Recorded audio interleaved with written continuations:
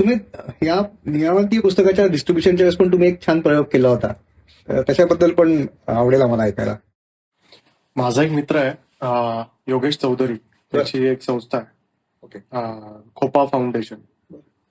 त्या संस्थेतर्फे तो काय करतो की वेगवेगळ्या शाळांना, संस्थांना तो बिया वाटप करतो.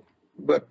आणि त्या बिया देशी झाडांच्या असतात. अच्छा. तर आम्ही या पुस्तकाच्या सोबत काय करायचो की वेगवेगळ्या देशी झाडांच्या काळा पळस, तांबिणी अशा वेगवेगळ्या झाडांच्या बिया द्यायचो आणि त्याच्यासोबत एक पत्र द्यायचो ज्यामध्ये हे बी नक्की कोणत्या झाडाचं आहे, हे अच्छा. बी कसं पेरायचं बर. आणि हे झाड पेरून त्याचं संगोपन कसं करायचं, ते झाड वाढवायचं कसं आणि या झाडाने काय होणार आहे आणि हे लहान मुलांना कसं समजावून सांगायचं, क्या बात. हे आम्ही त्याचं पत्रामध्ये सगळं लिहायचो.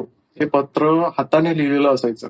हे पर्सनल पत्र असायचं. जर वाचकाचं नाव माहिती असेल तर वाचकाचं नावही त्या पत्रात असायचं. बर. So तो इंटरेस्टिंग उपक्रम आहे. मस्त मस्त. एक